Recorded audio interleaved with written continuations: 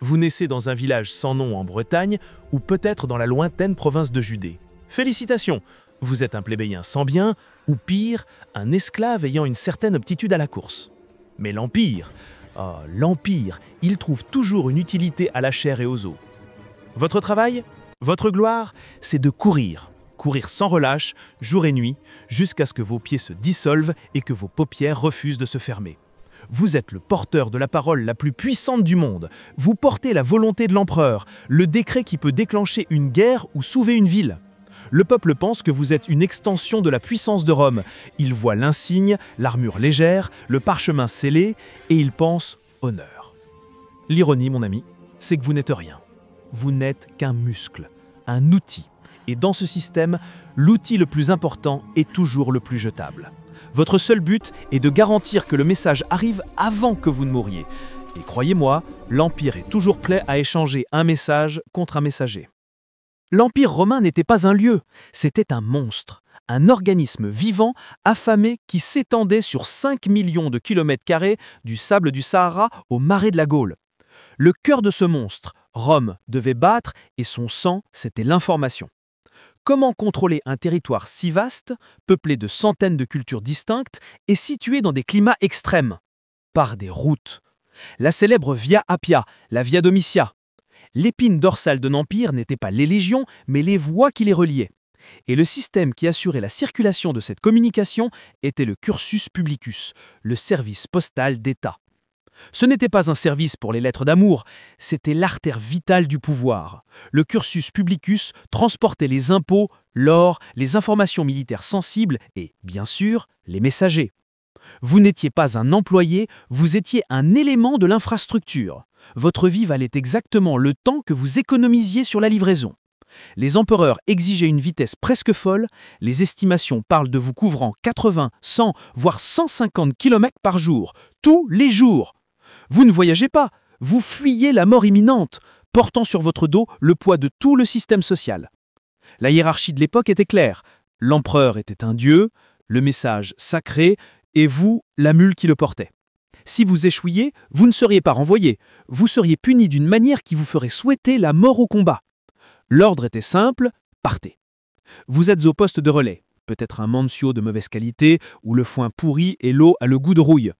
Vous recevez le message, un morceau de papyrus qui peut condamner un général ou libérer 1000 esclaves. Vous n'en connaissez pas le contenu. Jamais! Vous êtes illettré d'ailleurs, l'Empire ne vous fait pas confiance pour lire votre propre mort. Vous montez sur le cheval qui est déjà épuisé de 3 relais précédents. C'est une bonne bête, mais le cursus publicus le traite comme il vous traite. Une ressource à épuiser. La route vous attend. Et la route, elle est cruelle. Elle ne se soucie ni de la neige qui vous aveugle dans les montagnes des Alpes, ni de la chaleur qui vous grille le cerveau sous le soleil d'Afrique. À chaque kilomètre, vous devenez un élément de plus. La faim, la soif, la douleur lancinante dans les genoux. Vous ne pouvez pas vous arrêter pour manger un plat décent, vous mangez ce que vous avez le temps. Du pain sec, de l'huile d'olive, peut-être de la viande salée qui vous donnera encore plus soif. L'odeur de votre routine est un mélange de sueur aigre, de poussière de route et de l'odeur métallique de la peur. Et l'odeur de crottin de cheval, bien sûr. Vous êtes si proche des animaux, si longtemps, que vous commencez à sentir comme eux. La poussière des légions a recouvert toute l'Italie. Vous avez du mal à respirer. La nuit, l'obscurité n'est pas votre ami, c'est un piège. À chaque tronçon, vous faites face à la menace réelle et constante des bandits, les latrones. Ils ne veulent pas de votre vie, ils veulent le parchemin, le cheval, ou peut-être juste vous battre pour le plaisir. Vous avez une arme, bien sûr, mais vous êtes si fatigué que vous parvenez à peine à la tenir. Votre véritable bouclier est la croyance aveugle que le message est plus important que n'importe quel poignard. Vous priez Bacchus, ou Mithras, ou celui qui écoute, juste pour voir le soleil du matin. Mais le soleil apporte la chaleur écrasante et la douleur de voir vos pieds, enflés, ensanglantés, remplis d'ampoules éclatées, devenir une masse difforme dans vos sandales. Vous courez vers la prochaine mutatio, le prochain poste de relais, avec un seul espoir, qu'il y ait là un cheval qui tienne encore un peu. Vous êtes le messager. Vous ne pouvez jamais faiblir. Le temps n'attend pas, et l'empereur encore moins. Votre corps est une machine de livraison, votre âme est le carburant qui s'épuise. Il ne s'agit pas seulement de fatigue. C'est la paranoïa constante. votre parchemin scellé est la chose la plus convoitée et la plus dangereuse dans un rayon de 50 000. Vous traversez la frontière d'une province où la révolte est juste en train de mijoter sous la surface.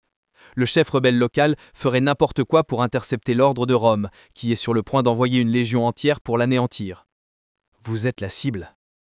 Et la menace ne vient pas seulement de l'extérieur, elle vient de l'intérieur du système lui-même. Le cursus publicus était réputé pour sa corruption. Si vous étiez intelligent et aviez la chance de ne pas être un esclave, vous pourriez être soudoyé pour retarder un message. Mais le risque était existentiel. Si l'on découvrait que vous aviez manipulé la parole de l'empereur, la punition serait exemplaire, non seulement pour vous, mais pour toute votre famille. Note du narrateur, la peur était le principal outil de rétention de Rome. Il ne se fiait pas à votre loyauté, il se fiait à votre terreur. Outre les voleurs et la corruption, il y a les réquisitions, les officiers subalternes, les centurions rusés dans les villes que vous traversez. Ils voient l'insigne de messager et pensent « Parfait, une recrue pour un travail rapide ». Vous êtes épuisé, mais ils vous obligent à décharger des provisions, à porter des armes, ou pire, à faire un service humiliant. Vous n'avez pas le statut de refuser. Le messager est la personnification du pouvoir impérial, mais en pratique, il n'est personne sans un bout de papier. Vous n'avez pas de famille, vous n'avez pas de foyer, votre maison est la selle et votre lit l'écurie. Vous passez votre vie à voir la vie des autres, des familles qui mangent, des soldats qui reviennent victorieux, des nobles dans leur palais. Vous êtes un fantôme qui traverse le paysage, un spectateur condamné à porter les nouvelles qui affectent tout le monde, sauf vous. Cette vie de privation continue à un coût. L'épuisement physique se transforme en détérioration mentale. Le besoin constant d'être alerte, de courir, de ne jamais échouer, brise l'homme. Vous ne dormez pas bien, vous ne mangez pas bien. Vous commencez à voir des embuscades là où il n'y en a pas, à entendre le trot des chevaux derrière vous au milieu de la nuit. Vous développez ce que les médecins d'aujourd'hui appelleraient le stress post-traumatique.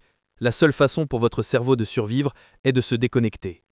Le messager impérial devient un automate. L'aspect le plus sombre de votre métier est la solitude. Vous n'avez pas de compagnon d'armes, vous n'avez pas le réconfort de la Légion. Vous êtes seul. La seule relation que vous entretenez, c'est avec le message. Imaginez la scène. Vous remettez un décret qui condamne 10 000 personnes à l'esclavage ou qui destitue un gouverneur décent au profit d'un tyran. Vous êtes la cause de la tragédie, et vous devez tourner le dos et recourir encore, sans jamais connaître le résultat final, sans jamais traiter la douleur que vous venez de libérer. Vous devenez un vecteur de la misère humaine. Avec le temps, vous cessez de vous inquiéter. La culpabilité s'évapore. La peur se transforme en engourdissement. Vous n'êtes qu'un outil, et les outils brisés sont jetés. Vous n'avez pas d'honneur, juste une fonction. Et la fonction, invariablement, mène à l'effondrement. Le point de rupture est toujours simple et toujours tragique. Ce n'est pas un coup d'épée, c'est le poids de la routine insoutenable. Vous recevez le dernier ordre, le plus urgent, le plus crucial. C'est le message que l'empereur lui-même attend. Vous êtes en Sardaigne, un jour de tempête, et le navire qui devait vous emmener sur le continent a été frappé par la foudre. Vous n'avez aucun moyen d'y aller. Vous ne pouvez pas attendre, vous ne pouvez pas échouer. Vous prenez une petite barque de pêche et vous vous lancez dans la mer agitée. Vous luttez contre les vagues, vomissant, désespéré. Vous arrivez sur la côte italienne, mais le cheval qui vous attendait est mort de maladie il y a 3 jours. Vous courez à pied. Vous n'êtes qu'à quelques heures de Rome. Votre corps a lâché. Votre cheville est tordue, votre fièvre est élevée et votre vision trouble vous permet à peine de distinguer la route. Mais vous courez, poussé par la pure adrénaline de la terreur. Le parchemin est trempé de sueur et de sang. Vous vous évanouissez à 200 mètres des portes de Rome. Une sentinelle vous trouve, examine l'insigne et se précipite pour prendre le message. L'ironie finale, le message arrive. L'Empire est sauvé. Et vous êtes traîné au bord de la route et jeté sur un tas de paille. Le message est crucial. Le messager est sans importance. Personne ne dépense 1 centime pour vous soigner ou 1 seconde d'attention pour un instrumentum vocal, un outil parlant, comme les Romains appelaient leurs esclaves, qui a rempli sa fonction. Vous avez rempli votre devoir. Vous avez été épuisé. Vous gisez là, à l'extérieur de la porte, mourant de déshydratation et d'infection. Aux yeux de Rome, vous n'avez plus d'utilité. Votre vie entière a été résumée à garantir qu'un morceau de papyrus voyage plus vite que la chance d'un plébéien. Vous mourrez seul, au bord de la route que vous avez pavée de vos propres pas. L'ironie finale est que les routes, Les vias demeurent. Elles continuent de véhiculer le flux incessant du pouvoir romain. Mais le messager, la chair et les os qui ont rendu le voyage possible, celui-là a été effacé de l'histoire avant même le coucher du soleil. L'Empire romain, comme tous les grands empires, était un moulin. Il avait besoin de grains à moudre. Et vous, le messager, étiez le plus fin d'entre eux. Vous avez consacré votre vie entière à porter la parole du pouvoir, mais vous n'aviez jamais eu le droit d'avoir votre propre voix. Aujourd'hui, lorsque nous regardons les ruines majestueuses du Forum, la Via Appia ou le Colisée, nous admirons la gloire, l'ingénierie, l'art. Personne ne se souvient de la douleur aux pieds de ceux qui couraient dessus. Personne ne se souvient du nom de ceux qui sont morts d'épuisement dans les mutatio de Syrie, de Gaule ou d'Hispanie. Votre masque d'honneur a disparu avec votre dernier souffle. Vous avez été oublié. Mais l'Empire a continué. La machine a continué à moudre. Et le plus triste de tout, dès que vous êtes tombé, un autre esclave, un autre plébéien, montait déjà sur le cheval suivant, prêt à courir jusqu'à la mort, portant le message suivant.